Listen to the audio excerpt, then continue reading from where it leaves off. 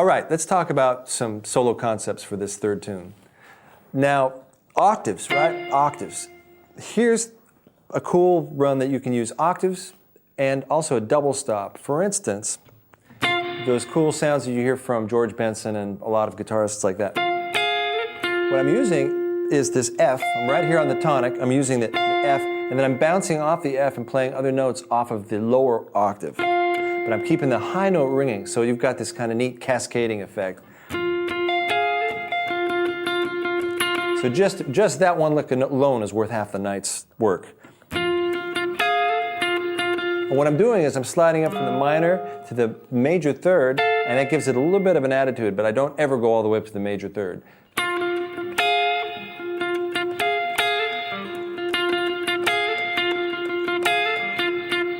Okay, another one. So I just kind of bounce around on that lower note.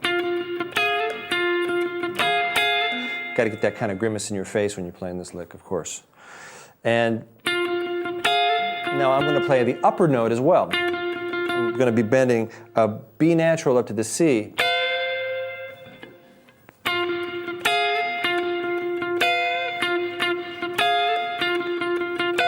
Just go ahead and play that along with me. We'll go between those two notes.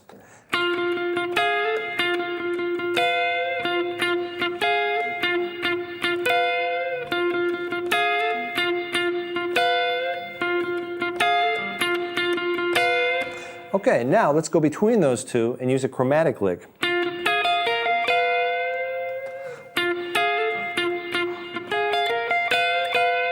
And then of course I can bend it twice up like a train, sort of a train lick.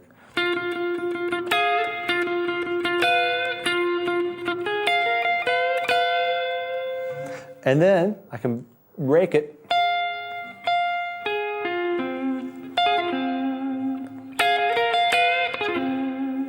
And then that sets me up to play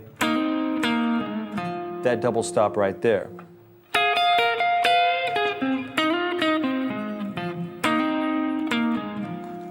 Moves like that. So once I'm there then, once I find myself on a lower string, if I want to use my octaves, I just play up from the pentatonic or the blues scale from there.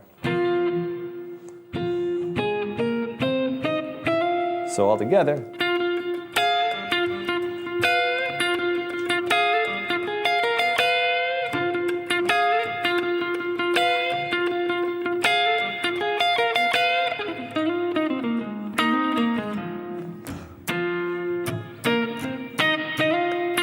Back to the top.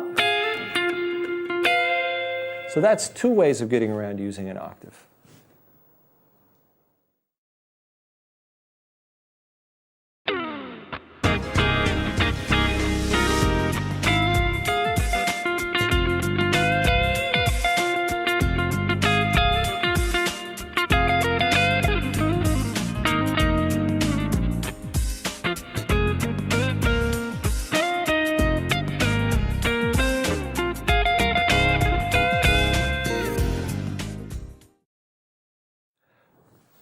Okay, now I'm going to take a solo technique from a chord that we based off of the octaves from an earlier tune. This is the one where we play the octaves across 4 strings. In this case, we've got the C at the 10th fret and the C at the 8th fret. And we fill that third in between right there. Okay, and we just harmonize that in the key of F minor. Now I'm going to put the blues scale in there. So I'm playing. And then I'm also going to put a second in there. So let's back this up one chord at a time, and you'll hear it's a really handy tool to have. Okay, so in the root position, I'm playing F down here at the 3rd fret and F up here at the 1st fret. And then underneath that F at the 1st fret, I've got E flat. It's kind of a dissonance, but when you put it with the F minor chord, it sounds really cool. Okay, now I walk that up, go to the 9, I actually throw an E natural in there, and that gives it kind of a feeling of a bluesy kind of destination note that follows it. Okay, so I'm going to walk it up like that. I've got that first chord. The second chord from the top to the bottom is going to be G, E at the 5th, and G at the 5th. Going up to A flat at the 4th, and F at the 6th, and then an A flat at the 6th as well. Same form, up a whole step. Okay, and then up to of course, the 9th fret. Now here's the blues move. I move it down a half step, and then I'm back down there with B flat, G, and then B flat on the lower voicing. So walking the whole chord note up. Here's the blues note. And that's just that chord half step. You can go like this.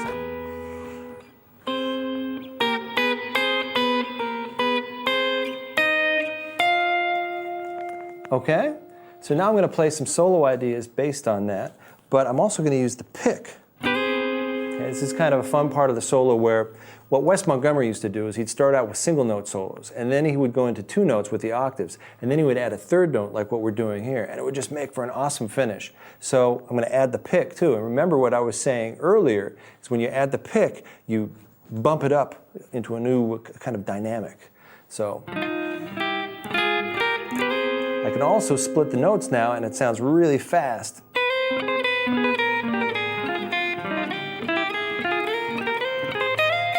And at any point, I can go to a single note solo or octaves as well. Okay, so that's one lick that I'm going to use on this next solo. Let's just back that up again. Again, it's this one, but it's using with a pick. And one of the ways that I can play it as a riff is to pluck the top note first, and then just rake the bottom ones up to that top one. And I'm muffling, of course, this G string right here.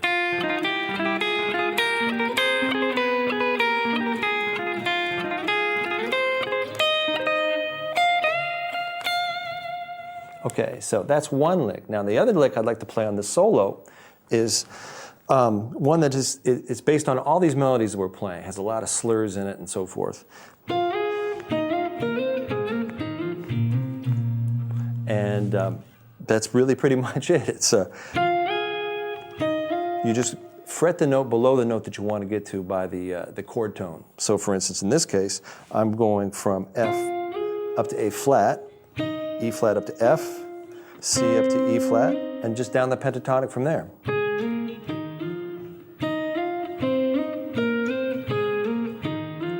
All right, so what you're going to hear on this solo are combinations of those 2 ideas. And I hope you can play along and make up your own solos along with the same tracks.